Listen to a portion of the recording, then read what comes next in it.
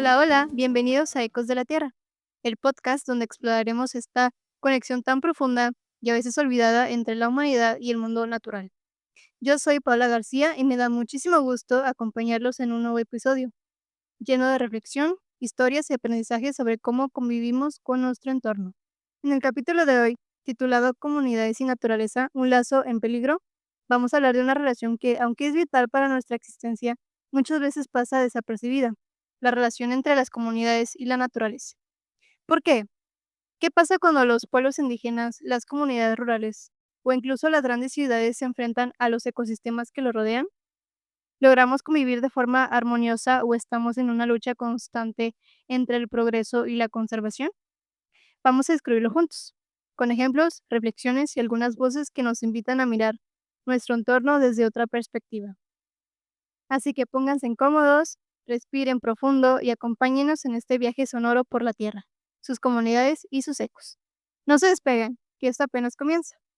Y recuerden que pueden seguirnos y compartir este episodio, sumarse a la conversación en nuestras redes sociales. Empezamos.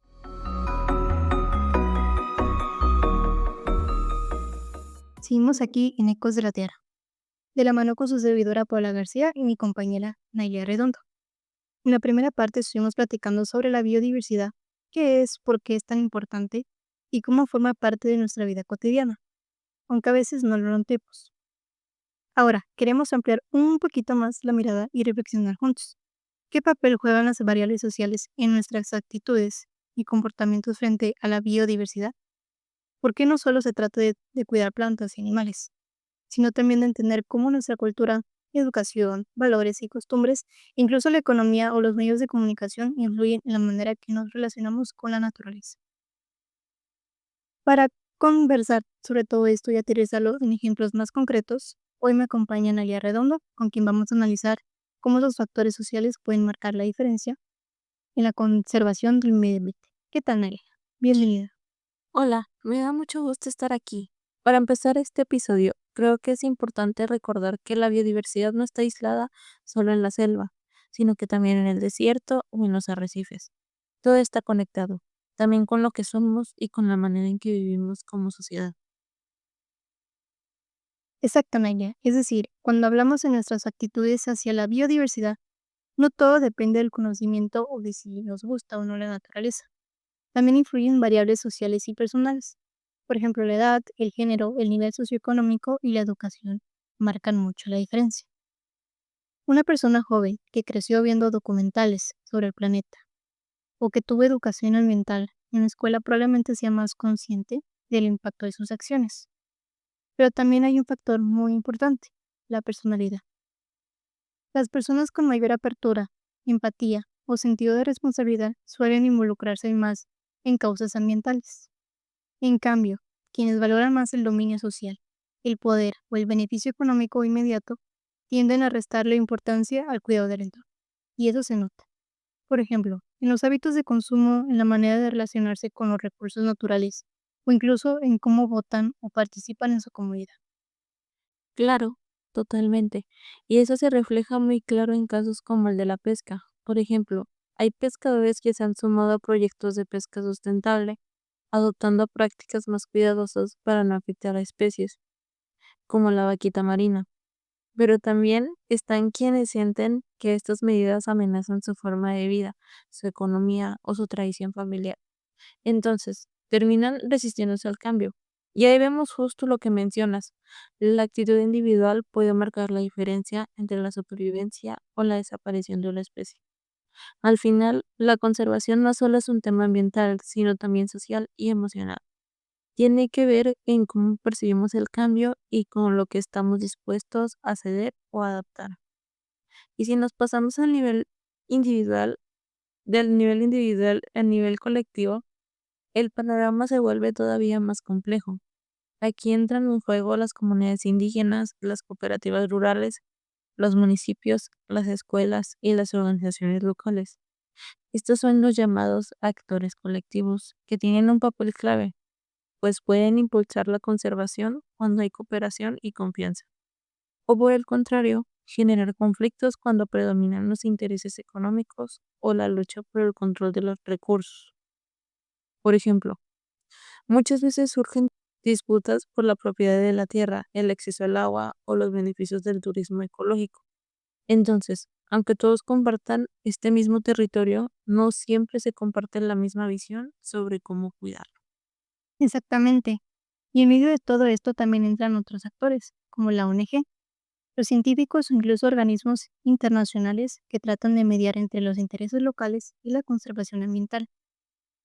Un ejemplo muy bonito que yo leí por ahí es el de la mariposa monarca, en Michoacán. Allí la cooperación entre comunidades locales, investigadores y organizaciones internacionales ha logrado reducir la tala ilegal y proteger los bosques donde llegan las mariposas cada año. Pero claro, también existe el otro lado de la moneda. Hay proyectos turísticos mal regulados o actividades ilegales que siguen afectando los ecosistemas. Entonces, vemos que la relación entre sociedad y naturaleza está llena de matices. No es blanco o negro. Sí, ese caso muestra muy bien la ambivalencia del papel social en la conservación. Hay valores culturales y económicos que pueden ayudar o perjudicar, dependiendo de cómo se gestiona. Un ejemplo de esto es que para muchas comunidades la naturaleza no solo es una fuente de recursos, sino también parte de su identidad y de su historia. Más sin embargo, cuando entra la presión económica o el interés por el desarrollo rápido, esos valores culturales pueden ir en segundo plano. Y ahí entra algo clave, la educación. En los últimos años, muchas escuelas en México han impulsado programas de educación ambiental, lo cual es súper importante. Pero el reto está en que esa conciencia se traduzca en acciones reales. Muchas veces las personas se quieren cuidar el medio ambiente, pero se enfrentan a barreras económicas, sociales o culturales. Por ejemplo, alguien puede saber que reciclar o usar menos plástico es lo correcto, pero si no se tiene acceso a servicios adecuados o si vive en condiciones de necesidad, eso pasa a segundo plano. Entonces, el cambio no es solo de conciencia, sino también de oportunidades. Y si ampliamos todavía más la mirada, también hay que considerar la economía global y las desigualdades entre países. No es lo mismo conservar la biodiversidad en un país con muchos recursos que en uno que lucha por cubrir sus necesidades básicas. Los países con más desarrollo tienen acceso a tecnología, financiamiento y políticas públicas más sólidas. Mientras que en lugares con menos recursos, la conservación depende mucho de la voluntad de las comunidades y del apoyo internacional. Así es. Por ejemplo, si hablamos de México, este es considerado un país megadiverso, pero no siempre tiene el mismo acceso a financiamiento o tecnología que otras naciones más ricas. Eso limita la capacidad de implementar programas grandes de conservación y nos obliga a buscar alternativas más locales o más lentas, aunque igual de valiosas. Y a pesar de eso, hay muchísima creatividad y esfuerzo en las comunidades para proteger sus ecosistemas, lo cual es algo que debemos de reconocer. Totalmente. Y lo que me parece esperanzador es que poco a poco el tema ambiental se está colocando en nuestras narrativas colectivas. En algunos países el cuidado del planeta ya forma parte de la cultura y las políticas públicas. En México estamos viendo como más movimientos sociales, colectivos juveniles y comunidades indígenas empiezan a poner la biodiversidad al centro, no solo como una causa ambiental, sino como parte de nuestra identidad nacional. Aún queda mucho por hacer, pero cada vez hay más voces que nos recuerdan que cuidar la naturaleza también es cuidar nuestra historia, nuestra cultura y nuestro futuro. Entonces, si lo pensamos bien, lo que vemos es la conservación de la biodiversidad. No depende solo de la buena voluntad de las personas. No es solo decir, yo quiero cuidar el planeta y ya.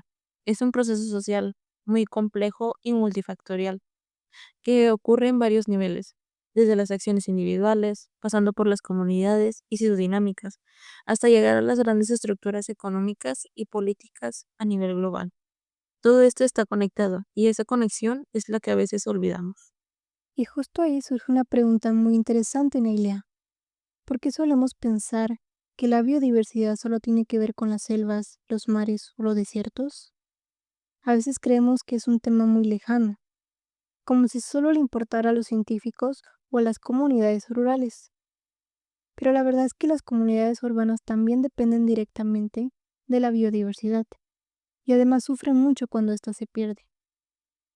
Por eso vale la pena detenernos un momento y mirar cómo la pérdida de la biodiversidad impacta a todos. No importa si vivimos en la ciudad o en el campo. Y para entenderlo mejor, hagamos un recorrido empezando por las ciudades. En las ciudades, la pérdida de la biodiversidad se hace visible en cosas que muchas veces damos por sentadas.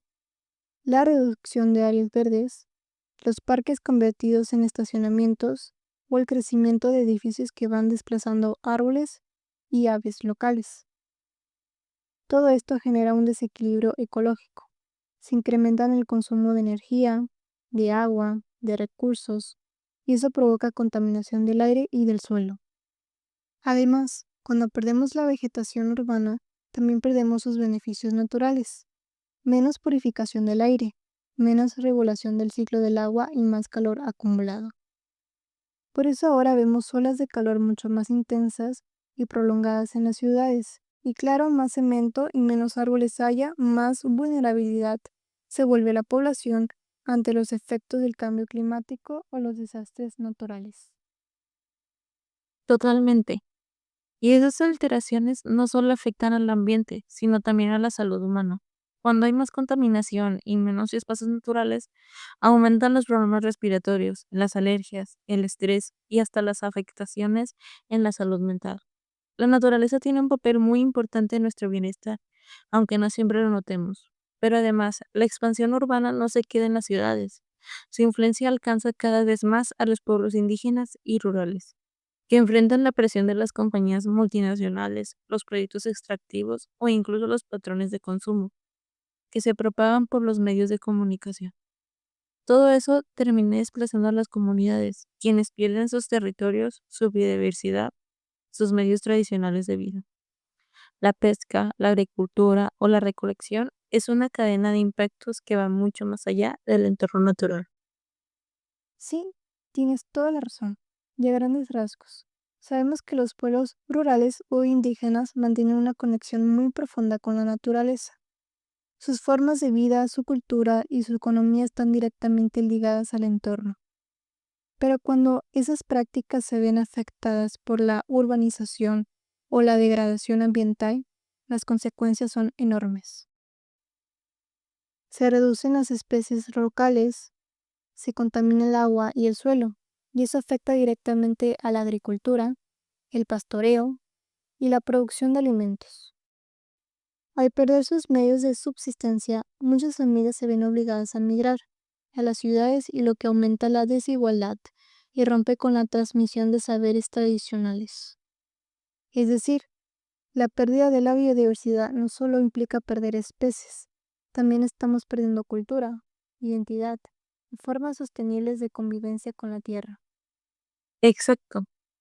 Y lo más triste es que esas prácticas tradicionales no deberían ser desplazadas por la urbanización, sino reconocidas y valoradas. Muchas de las técnicas que hoy consideramos innovadoras para conservar la biodiversidad en realidad vienen de los pueblos rurales e indígenas que durante siglos han desarrollado formas de cultivo, pesca o aprovechamiento forestal sustentables. Ellos han permitido la coevolución entre humanos, plantas y animales, y eso es invaluable. Así que más que verlo como víctimas del desarrollo urbano, deberíamos de verlos como aliados y fuentes de conocimiento. Incluir sus voces en la toma de decisiones no solo es un acto de justicia social, sino una estrategia fundamental para avanzar hacia un modelo de país que realmente coexista con biodiversidad y no la vea como un recurso que se agota. Totalmente, Nailia. Creo que eso resume muy bien esta segunda parte. La biodiversidad no es un tema aislado ni exclusivo del campo. Está presente en todos los espacios donde vivimos, trabajamos y nos relacionamos. Y entenderlo así es el primer paso para construir comunidades urbanas, rurales e indígenas que puedan convivir con la naturaleza sin destruirla.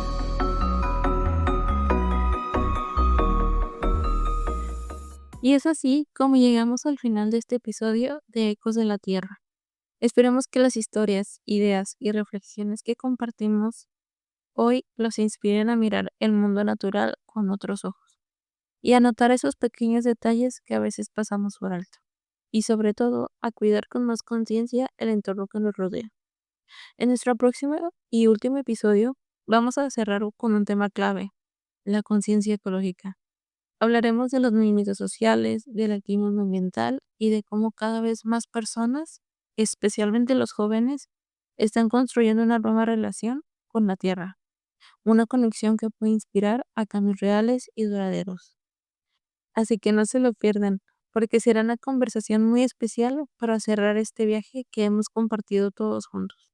No olviden seguirnos, dejar sus comentarios y compartir este episodio en sus redes para que más personas se sumen en la comunidad de Ecos de la Tierra. Hasta pronto y que la Tierra siga resonando en sus ecos.